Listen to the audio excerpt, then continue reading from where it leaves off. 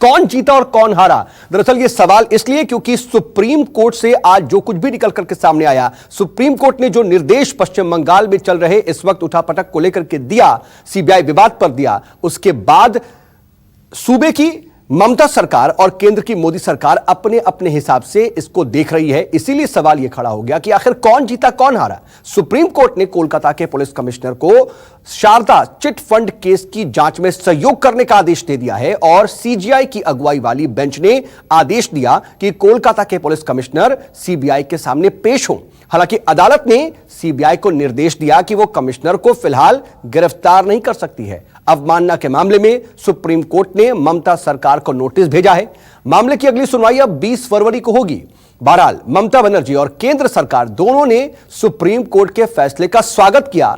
दोनों ही पक्ष इसे न्याय की जीत बता रहे हैं। ऐसे में सवाल इसीलिए खड़ा हो जाता है कि आखिर कौन जीता कौन हारा। ममता बनर्जी भी ये कह रही है कि ये हमारी नैतिक जीत है, तो वहीं केंद्र भी ये कह रहा है कि न्याय जीता है, कानून जीता है और उनकी ये विक्ट्री है। सीबीआई ने दलील दी, कमिश्नर ने सबूत मिटाने की कोशिश की, तो वहीं सीबीआई के सामने पेश हों कमिश्नर। सुप्रीम कोर्ट ने यह आदेश दिया। ममता ने स्वागत किया, कहा कि हमारी यह नैतिक जीत, तो केंद्र ने कहा कि यह हमारी भी जीत, न्याय की आखिर जीत हुई। हालांकि सुप्रीम कोर्ट के फैसले को ममता बनर्जी लोकतंत्र की जीत बता रही हैं। उन्होंने यह कहा कि मोदी सरकार ने विपक्ष, राज्य सरकार और अधिकारियों को परेशान कर रखा है। सुप्रीम कोर्ट ने जैसे ही अपना फैसला सुनाया, 18 फरवरी तक राज्य के मुख्य सचिव से इस पर जवाब मांगा। बता दें कि व्यक्तिगत पेशी के लिए समन जारी हो सकता है। इस बीच ये बड़ी खबर आ रही है, मुख्य सचिव, डीजीपी और कमिश्नर ऑफ पुलिस को समन जारी किया जा सकता है और सुप्रीम कोर्ट ने ममता सरकार को अवमानना का नोटिस जारी किया है। इस पूरे मामले पर 18 फरवरी तक राज्य के मुख्य सचिव से जवाब मांगा गया है।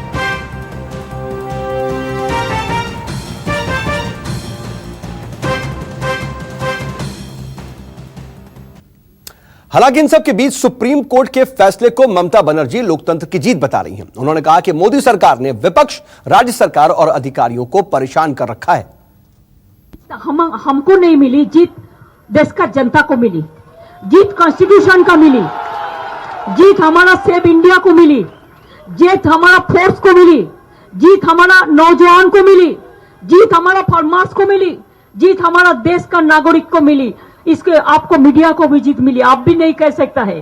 सबको कंट्रोल करके रख दिया है, सबको। देखिए, कोई आदमी एक बात भी नहीं कह सकता है। कोई आदमी बात करता है तो नेक्स्ट दिन फोन आता है, मोदी का खिलाफ कुछ मत बोलो। क्या हम लोग क्या है? हम politically we can not so many. I am not raising the name today, I know the story. 2-3 minister तो मेरे को फोन करके बोला मोदी को खिलाफ में कुछ नहीं बोलना चाहिए। मैं बोला भाई तुम लोग कौन हो? हम किसका खिलाफ क्या बोलेंगे क्या नहीं बोलेंगे, ये तो मेरे को अधिकार है। अब सबको अधिकार छीन रहा है। हम सोचते हैं हमारा ये मूवमेंट एक जन आंदोलन है, एक गण आंदोलन है।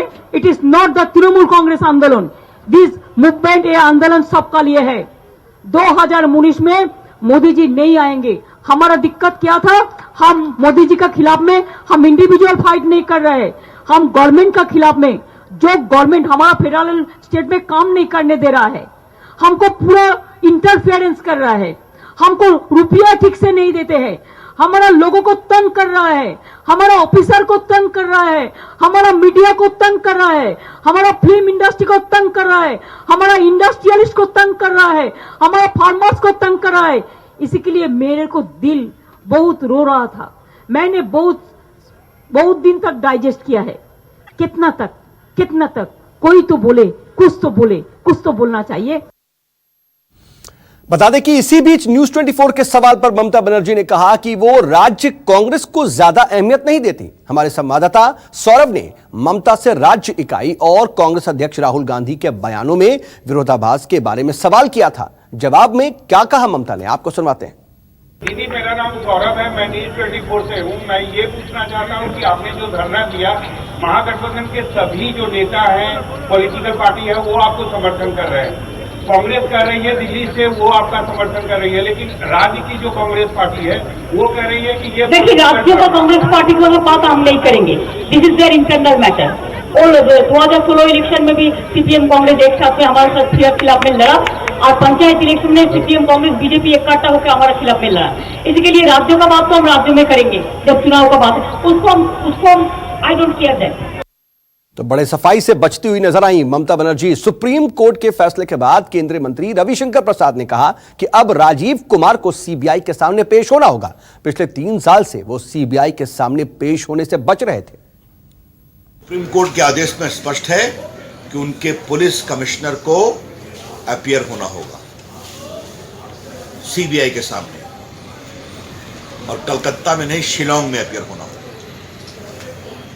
ये बहुत ही ईमानदार जांच के लिए बहुत ही उचित आदेश माननीय उच्चतम न्यायालय का, ताकि इस पूरे इन्वेस्टिगेशन को राजनीति के दबाव से मुक्त किया जाए। दूसरी बड़ी बात हुई है कि सुप्रीम कोर्ट ने वहां के वरीय पदाधिकारियों के खिलाफ कंटेम्प्ट में भी नोटिस किया है, और उनके जवाब के बाद आगे की कार्रवाई की चिंता की जाएगी। अब कुछ लोग कह रहे हैं कि हमारी जीत है, इस पर हमें क्या कहना है? बड़ा सवाल यह है कि 3 साल से राजीव कुमार क्यों नहीं पेश हो रहे थे? वो कौन सी ताकतें थी जो पुलिस कमिश्नर को पेश होने से रोक रही थी? इधर केंद्रीय मंत्री जितेंद्र सिंह ने यह कहा कि जिस तरह का बयान ममता जी दे रही हैं, उससे साफ है कि वो कुछ राज छिपाने की कोशिश कर रही हैं। उन्होंने यह भी कहा कि कोलकाता के पुलिस कमिश्नर राजनीतिक दल के नेता की तरह बर्ताव कर रहे हैं। जितेंद्र सिंह जी, सुप्रीम कोर्ट में ममता वर्सेस सीबीआई मामले में फैसला हुआ है। राजीव कुमार अब पेश होंगे, लेकिन उन पर गिरफ्तारी पर रोक लग गई है। मुझे लगता है कि जैसा सीबीआई की बहुत बड़ी विंडिकेशन है, सीबीआई जिस प्रकार से जांच करने चाह रही थी और जांच के क्रम में आगे बढ़ी थी, उस पर बाधा डालने का प्रयास किया जा रहा था, और सुप्रीम कोर्ट ने ये कहा है और कहीं भी राजीव कुमार जी के व्यवहार को ठीक नहीं ठहराया, और ये कहा है कि उनको सहयोग करना होगा और करना पड़ेगा, और उसके बाद जो कार्रवाई होगी सीबीआई उसके अनुसार आगे बढ़ेगी। लेकिन साथ ही साथ राजनीतिक दृष्टि से भी जो अब ममता जी ने एक नाटक रचाया है, मुझे लगता है उसका भी आखिरी चरण आ गया, क्योंकि ये सब लोग जो कलकत्ते की ओर रुख कर रहे हैं, चाहे नायडू जी हैं, चाहे फलां हैं, चाहे फलां हैं, ये तथाकथित गठबंधन के नेता, इनको कलकत्ते पहुंचते ये समझ आ जाएगा कि ऐसा करके वो अप्रत्यक्ष रूप से ममता जी को अपना नेता मान चुके हैं, तथाकथित गठबंधन के, और भावी प्रधानमंत्री भी। तो ये गठबंधन में एक और बड़ी दरार आने वाली है। लेकिन कहीं अगर देखें तो इस पूरे मामले में ममता ने कहा कि जांच के सामने, सीबीआई के सामने पेश होने से कहीं मना नहीं किया था राजीव कुमार ने, और ये नैतिक रूप से वही बात है, जीत है, लोकतंत्र की जीत है। ममता बोल रही है कि उनकी जीत है। ये विषय ही तभी पैदा हुआ क्योंकि मना किया गया।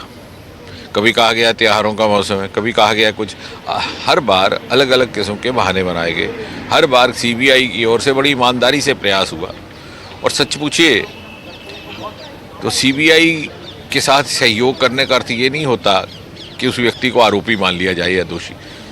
सीबीआई किसी विषय में समझती है कि आपको या मुझे जानकारी है तो हमसे भी पूछताछ कर सकती है, और एक नागरिक होने के नाते हमारा दायित्व है, फर्ज है कि हम सहयोग करें। यदि हम सहयोग नहीं करते या सीबीआई के रास्ते में बाधा बनते हैं तो वो ऑफेंस है, वो क्रिमिनल ऑफेंस है। ये कहेंगे सीबीआई के हाथ पर बांध दिए गए कि गिरफ्तार नहीं कर सकती, सिर्फ जांच करेगी, जबकि सीबीआई ने कई तरह के आरोप लगाया सुप्रीम कोर्ट में। निश्चय ही नहीं, सीबीआई आगे बढ़ेगी, उसको ग्रीन झंडी दे दी गई है, हरी झंडी, और जैसे आगे बढ़ेगी, आगे जैसे जैसे करने की जरूरत पड़ेगी, जो करने की जरूरत पड़ेगी करेगी।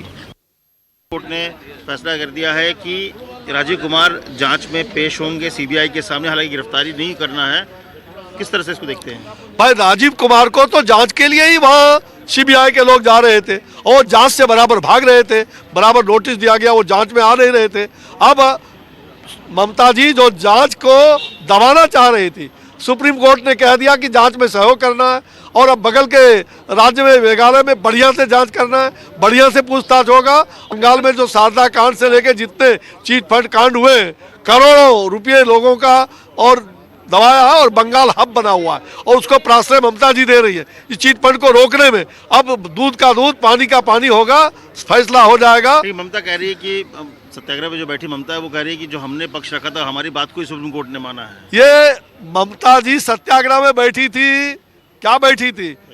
जांच को बचाने के लिए बैठी थी।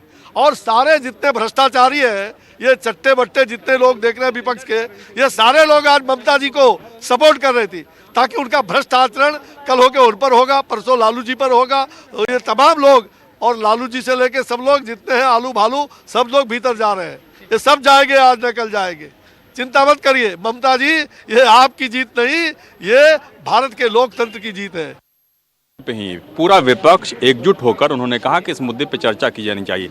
सुप्रीम कोर्ट में सुनवाई के दौरान ये कहा गया कि राकेश कुमार जो पुलिस कमिश्नर हैं वो सीबीआई के सामने पेश हों। क्या आपको लगता है कि एक संस्था की जीत हुई है, सीबीआई संस्था की जीत हुई है? देखिए, सर्वोच्च न्यायालय का फैसला ममता जी के ऊपर एक तमाचा है।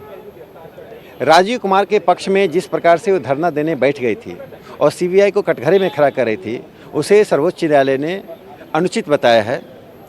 सीबीआई की कार्रवाई को सर्वोच्च न्यायालय ने न्यायोचित बताया है और ममता बनर्जी की सरकार को कंटेम्प्ट का नोटिस दिया है। यह दिखाता है कि ममता बनर्जी की सरकार सिर्फ भ्रष्टाचार के आरोपित लोगों को बचाने के लिए और गुनाह के सबूतों को मिटाने के लिए शारदा चिट फंड में जो लोग जिम्मेदार हैं उनको संरक्षण देने के लिए एक ढकोसला कर रही हैं लोकतंत्र का, धरने का। उससे भी बड़ी दुर्भाग्य की बात यह है कि पहली बार इस देश में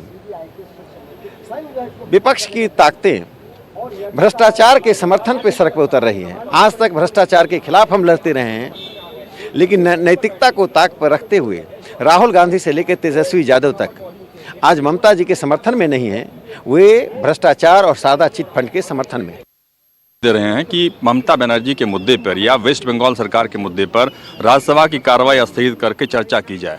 देखिए, ये सिर्फ ममता जी का मसला और कलकत्ता का मसला नहीं है। इस मुल्क की अस्मिता, यहाँ संविधान की रवायतें कैसे चलेंगी, संस्थाओं का चरित्र क्या होगा, उस संदर्भ में 267 के तहत हमने दिया है एडजर्नमेंट मोशन। कोई भी बात बेमानी है, जब आग लगी हुई हो ना तो आप विवाह के गीत नहीं गा सकते। ये वही क्षण है और मैंने इसलिए भी दिया है ताकि थ्रेड बेयर हर चीज पे चर्चा हो, ताकि हम अभी के सत्ता प्रतिष्ठान को कह पाएं कि आपने जितना चरित्र हनन किया है इन एजेंसीज का अपने पॉलिटिकल स्क्रिप्ट के लिए, कल को जब आप सत्ता से बाहर होंगे तब आप भी कोर्ट में सुनवाई के बीच आप ये क्यों चाहते हैं कि नहीं, सुप्रीम कोर्ट में सुनवाई अलग मसले पे है। हमारा इस आलोक वर्मा जी के हलफनामे के बाद क्या सबके रोंगटे नहीं खड़े होने चाहिए? IRCTC वाला मामला याद करिए, एक कैबिनेट मिनिस्टर, एक PMO का अधिकारी और एक बिहार का नेता, तीनों मिलकर के इन्वेंट कर रहे थे मुकदमा। तो रोंगटे तो सबके खड़े होने चाहिए। तमाम लोगों को ये सोचना पड़ेगा किन हाथों में ये मुल्क चला गया 4.5 साल पहले। आज हमको रिट्रीव करने में